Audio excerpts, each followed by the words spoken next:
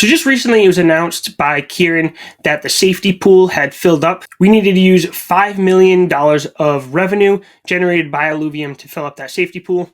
And now that that's done, Revdis is going to start up. Now, when I bought land for Illuvium Zero back in June 2022, one of the things that I remember hearing a ton of is that land is going to receive 5% of the in-game revenue generated by all of Illuvium. Now they're going to do that through fuel, because you're going to be producing fuel on these Illuvium Zero land plots and you're going to be selling it to the open market, and most in-game purchases are going to be using fuel, so that's how the land is going to generate that 5%. But there's a couple problems with that, because not every in-game purchase uses fuel, especially right now because fuel isn't on chain yet. You have games like Illuvium Beyond that have in-game purchases for discs that, in my opinion, fall under in-game purchases. And because you can't use fuel to buy those, there's no way to get that 5% to the landowners. So I put an idea in the governance idea channel, basically just assuring what I believe to have always been true, was to make sure that landowners get that 5% of all in-game revenue, not just for the overworld,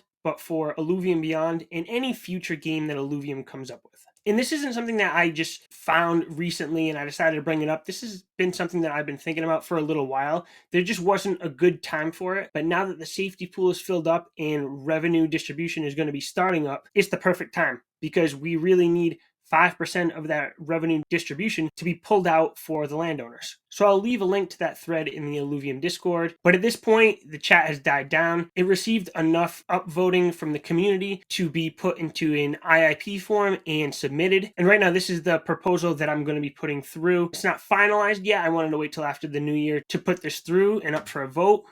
But here's what we got here. So first, this is going to need to pass the Illuvium Community Council, which I am a part of. I don't see a problem with it passing that, because it's my belief that the Illuvium Community Council should be voting based on how the community feels. And at this moment, I believe it has about 60 plus upvotes and around 20 downvotes. Also, before I read through this short proposal, I'll put a screenshot up here on screen that shows that Kieran acknowledges that there may have been like a miscommunication here in the text, and it sounds like he would be willing to pass something like this if it's written correctly. But whether this passes or not is going to be up to the IMC to discuss with the committees that have been formed for this governance v3, and for them to pass it to be put into place. So basically, the simple summary here: Illuvium Beyond land was sold with the intention to return 5% of the total in-game revenue to its holders. This proposal aims to guarantee that landowners receive those returns from all existing and future games within the Illuvium ecosystem.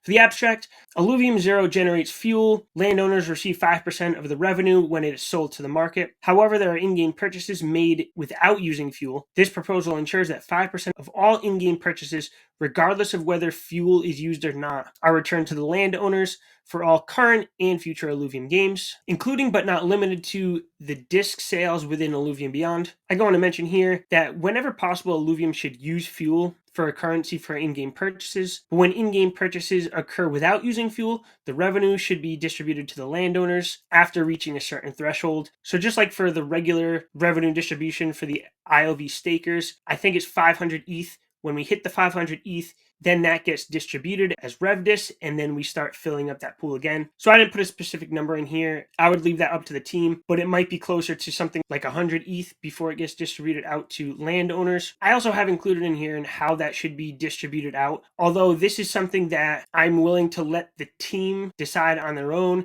This is more of a suggestion about how this should be distributed out based on the potential fuel production for each land plot. So if you look at a tier 1 as like 1 unit of fuel production, then a tier 2 is going to be, you go from 1 fuel site to 3 fuel sites plus a 33% boost. So it'd be 4x that. And then you go into the tier 3 and tier 4 from there. The rationale is that clearly defining that landowners will receive a share of 5% of all in-game revenue for current and future games will instill greater confidence in land as a long-term investment.